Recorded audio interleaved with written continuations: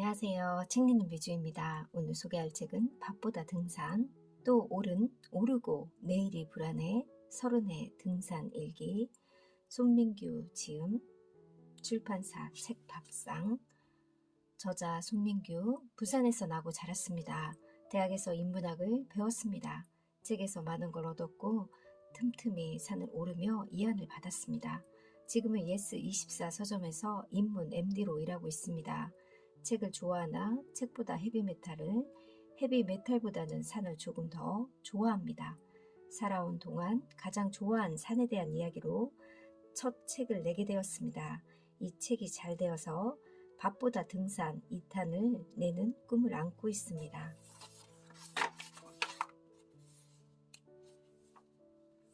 프롤로그 떠나기 전 산을 좋아하는 사람 중에는 날카로운 수직을 좋아하는 사람도 있겠지만 저처럼 둥그스름한 수평을 사랑하는 사람도 있을 겁니다. 이 책은 후자에 관한 이야기입니다. 저는 전문 산악인이 아닙니다. 주말마다 산에 갈 정도로 부지런하지도 않고 이제는 산을 향한 피-끓는 열정이 있지도 않습니다. 다만 산을 향한 동경과 그리움만은 여전합니다. 여기에 쓴 글은 30년 동안 오른 산에 얽힌 개인적인 이야기입니다. 어떤 산이 좋고 그 산에 가기 위해서 교통편은 무엇을 이용해야 하며 산의 진면목을 알 수 있는 코스는 이러이러하다는 내용이 조금 들어있긴 하지만 아주 일부입니다.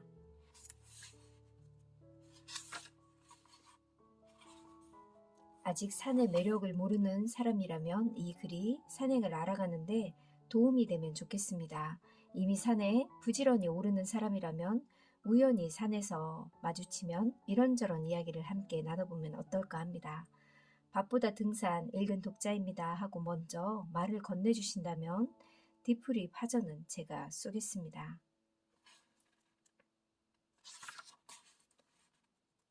차례 1부 들 머리에서 2부 산을 오르며 아프니까 걸었다. 3부 정상에서 아플 수도 없는 중년이라 걸었다. 에필로그 굳이 오르지 않아도 괜찮아. 왜 산에 오르는가? 아이는 왜 산에 오르는가? 나 역시 그랬다. 첫 산행은 아버지, 어머니와 함께였다. 산악회에서 만난 사람들은 대부분 나처럼 어린 시절 산에 오른 뒤 어른이 돼서도 산이 뿜는 매력에 끌리는 경우가 많았다. 어릴 때부터 산에 올라서인지 나는 꽤 방향 감각이 뛰어나다고 자부하는 편이다. 운전을 하면서나 걸으면서 길을 잃고 헤맨 적이 별로 없다. 길 잃은 사피엔스를 위한 뇌과학에서는 호모 사피엔스의 장점 중 하나가 길 찾기라고 말한다.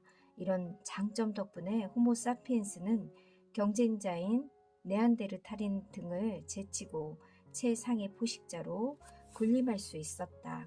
길 찾는 능력 덕분에 주변을 탐색하고 이용해 행동 반경과 영역을 넓혀 올 수 있었던 것이다. 과학기술의 발전으로 인류는 필요한 것보다 많은 식량과 옷을 만들어낸다. 한 번도 안 쓰고 버린 쓰레기가 누군가에게는 꼭 필요한 의식주다. 문제는 분배고 해결은 정치에 달렸다. 더 많은 걸 가지려고 패기치고 신뢰를 깨트리고 남을 괴롭히려는 사람이 되지 말아야지 하면서도 깨어있지 않으면 어느 순간 내가 그런 사람이 되어버리고 만다.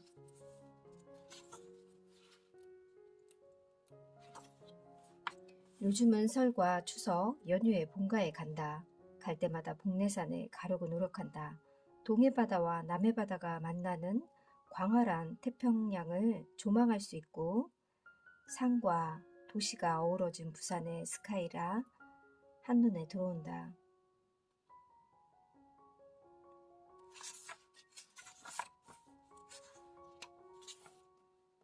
등린이입니다. 무엇이든 물어볼게요. 등산의 매력은 무엇인가요? 글쎄요, 저는 사진 찍으러도 가고, 운동 겸 가고, 새로운 사람을 만나러 갑니다. 그런데 생각보다 운동 효과는 덜한 것 같아요. 오히려 산에 가기 위해 운동을 한다는 게 진실이 아닐까 싶습니다. 사람 만나는 것도 점점 어려워지고 아름다운 풍경을 두 눈으로 직접 보고 싶고 그 순간을 사진으로 담으려는 욕망이 저를 산으로 이끄는 듯합니다. 산을 오르다 다리에 쥐가 났어요. 쥐가 나타나지 않게 쥐덫을 놓거나 죄송합니다. 산행 중 쥐가 났을 때는 아스피린을 섭취한다든지 뒤로 걷는다든지 하는 응급처치가 있긴 하지만 산행 초반에 쥐가 났다면 그냥 내려가는 게 답입니다. 다리에 쥐가 났다는 건 그 산을 오르기에 몸이 준비되지 않았다는 뜻입니다. 평소에 운동을 하지 않았다는 의미죠. 저도 20대까지 다리에 쥐난 적이 없었습니다. 산행에 에티켓이 있을까요? 예전에는 모르는 사람들끼리 오가며 반갑습니다 라고 했는데 요즘은 하는 사람도 있고 안 하는 사람도 있어요. 제 느낌상 대도시 근처에 위치한 산일수록 이런 인사를 안 주고 받는 것 같고요. 교회 산으로 가면 여전히 이런 인사를 건네시는 산객을 꽤 만납니다. 반갑습니다를 받으면 대받아주면 좋겠죠. 그리고 내려오다 보면 늘 받는 질문이 있습니다. 정상까지 얼마나 남았어요? 늘 똑같은 대답을 해주시면 됩니다. 조금만 가면 돼요. 당연히 문화시민이라면 산에서 쓰레기 안 버리는 건 기본인 건 아시죠?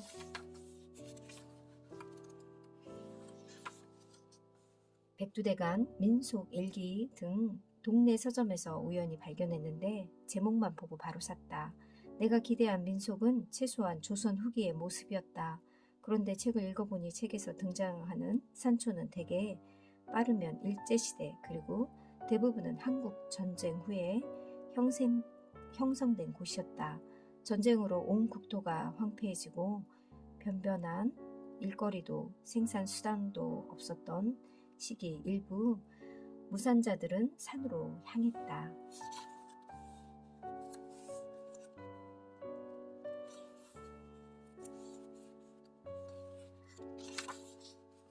회사 임원 중 등산을 좋아하는 사람이 많다더라. 입사 지원해서 취미로 등산을 쓰면 무난하다더라. 그런 이야기가 취준생들 사이에서 떠돌기 있었기 때문이다.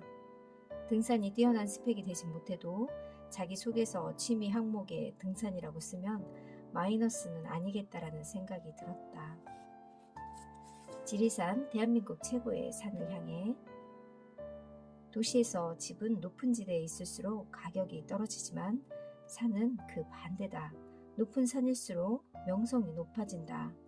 휴전선 이남, 대한민국에서 가장 높은 산은 제주 한라산 1950m다.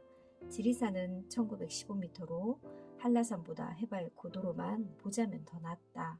그럼에도 개인차가 있겠지만 한라산보다 지리산을 더 높이 치는 사람들이 많을 테다. 이는 여러 가지 이유가 있다.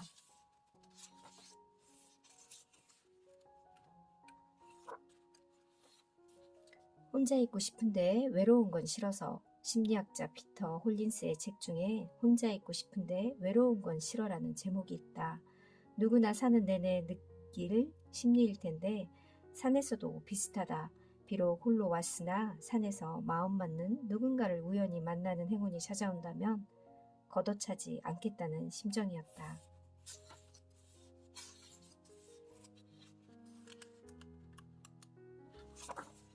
취준생의 홀로 산행, 붓다는 인생이 고통이라고 했다. 삶이 고통인 건 우리가 불안하거나 우울해서다. 많은 취준생이 그러하듯 나 역시 전역한 뒤 복학생으로 삶은 정해진 게 없어서 불안했다. 이룬 게 없어 우울했다.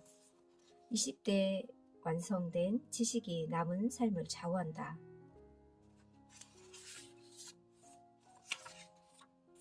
등산의 기준, 국립공원. 중간고사나 기말고사, 토익시험이 없는 주말에는 산에 갔다. 이렇게 말하면 꽤 많은 산에 올랐을 것 같지만 그렇지 않다. 함께라 덜 불안한 우리. 고백할 점은 내게 등산은 별로 운동이 되지 않았다는 것이다. 자주 해야 운동이 되는데 등산은 자주 하기엔 여러 가지 제약이 있다.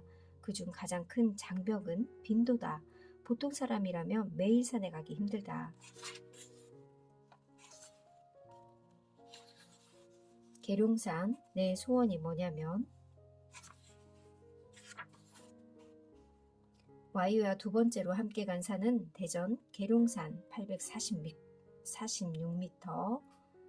대한민국에서 전기 좋기로 유명한 곳으로 전국 곳곳 수행자들이 모이는 산이다. 태조 이성계가 조선의 도읍으로 고려했고 조선 후기 민간에서는 유행한 정감록에서 10승지 중 하나로 꼽았다.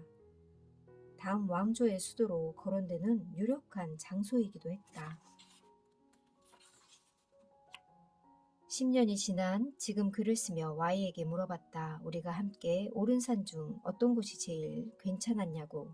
거기가 거기고 저기가 저기 같고 모르겠는데 그래도 산에 오르면 기분이 좋지 않냐고 다시 물었다.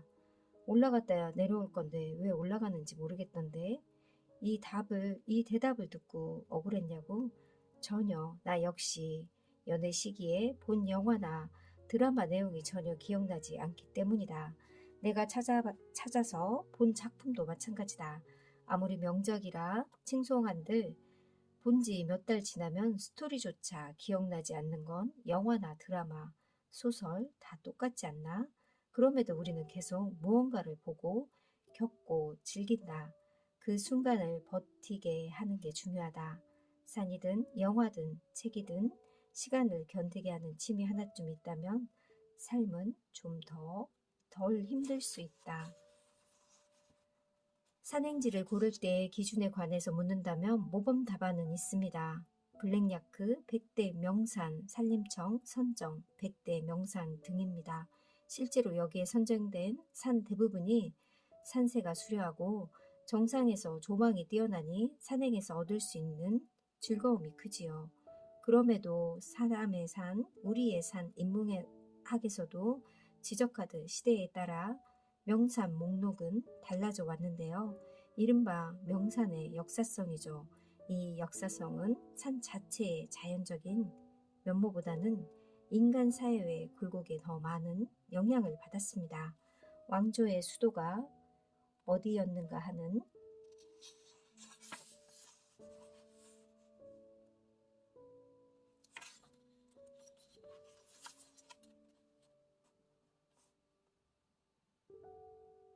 산은 홀로 올라도 좋지만 여럿이 함께 올라도 좋았다. 새로운 사람을 만나고 마음 맞는 사람을 발견할 수 있었다.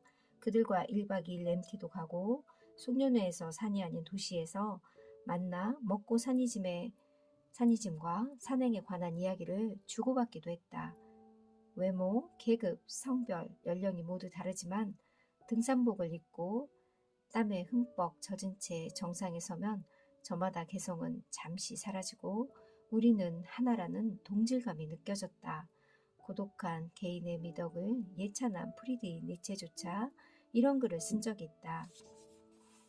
평등의 길, 몇 시간 동안의 등산은 악한 사람도 성인도 상당히 비슷한 두 존재로 만들어버린다. 피로함은 평등과 우애로 나아가는 지름길이다.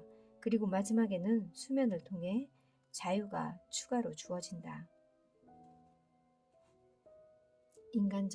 너무나 인간적인 두, 김미기 옹김 책세상 2002년. 혼자 오르다 보니 가족이 보고 싶더라. 나는 반성한다. 신생아 울음을 성인이 제어할 수 있다고 생각한 과거의 나를.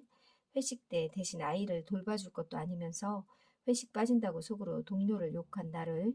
무엇보다 어머니, 아버지 말 안 듣고 제멋대로 자란 과거의 나를 반성한다. 음식 골고루 먹으라고 했는데 안 먹고 일찍 자고 일찍 일어나라 했는데 늦게 자고 늦게 일어나는 늘 주변 정돈 깨끗이 하라고 했는데 전혀 하지 않고 누나와 사이좋게 지내라고 했는데 늘상 싸우고 돈 되는 공부하라고 했는데 돈보다 더 심오한 뭔가 있을 거예요 하면서 딴 걸 공부한 나를. 이 책을 꼭 내 아이들도 봤으면 싶다. 말 좀 듣자. 밥 잘 먹고 잘 때 자고 유튜브 보지 말고 책 좀 읽어. 너희 아버지 서점에서 일해. 실제로 아이를 키우는 동안 산에 아예 못 간 건 아니다. 가끔은 갔다. 그럼에도 산행 횟수가 비약적으로 줄었다는 게 팩트다. 당신의 결혼을 진심으로 축하합니다. 글을 쓰는 시점에서 반성해 보자면 책에 관해 쓴 책 중 가장 훌륭한 책을 세상에 남긴 김유라 작가님 결혼식에 못 간 건 정말 잘못한 짓이다. 그 책의 제목은 읽은 척 하면 됩니다. 난다 2017년이다. 직업상 책을 가장 많이 접할 부부가 쓴 책으로 두 사람이 읽은 인상적인 책을 솔직하고 담백하게 소개해 놓았다. 다양하고 좋은 책을 실었기에 어떤 책을 읽어야 할지 모르겠다면 꼭 이 책에서 안내 받으면 된다. 왜 갑자기 결혼식 이야기냐면 남의 결혼식은 산행을 할 절호의 기회이기도 해서다.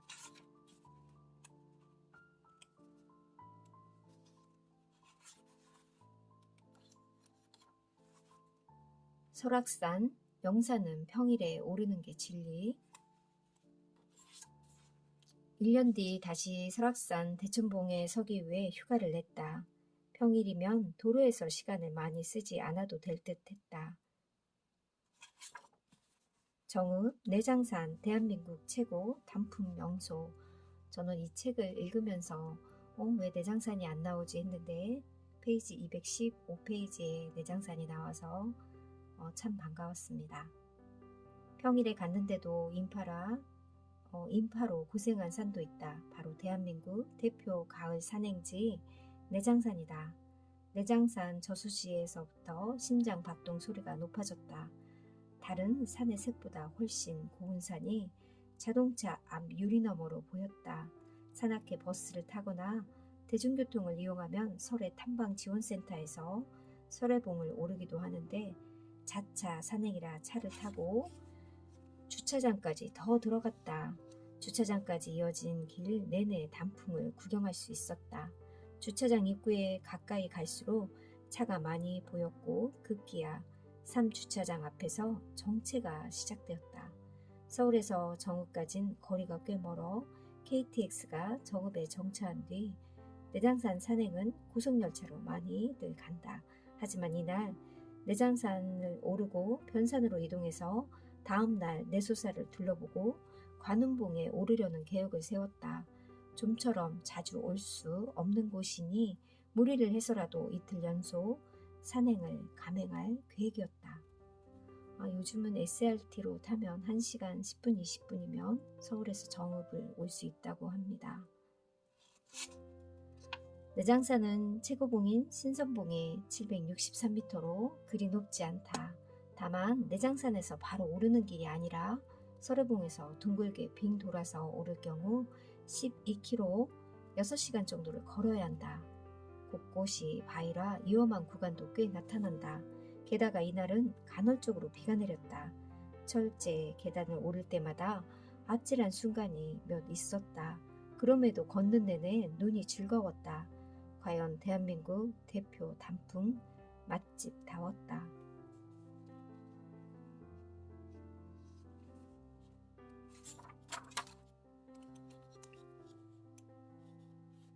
이렇게 뒷부분에는 등린을 위한 추천 코스도 있고요. 산의 위치, 고도, 감상 포인트, 등산 코스, 킬로미터, 시간 순으로 나열했습니다. 이 책에서는 여기 출판사에서는 밥 시리즈로 나가나 봐요. 밥보다 일기, 밥보다 책, 밥보다 재즈, 밥보다 여행, 밥보다 등산. 책 제목이 참 재밌어서 이끌려서 이 책을 구입했고요. 친구 중에도 산을 너무 좋아하는 친구가 있어서 그 친구를 생각하며 이 책을 읽어보았습니다. 여러분도 이 책을 읽게 된다면 꼭 명산이 아니더라도 앞산이나 동네 산을 꼭 한 번쯤 방문하게 될 것 같습니다. 주말을 맞이해서 등산 한번 해보시면 어떨지 생각해 봅니다. 감사합니다.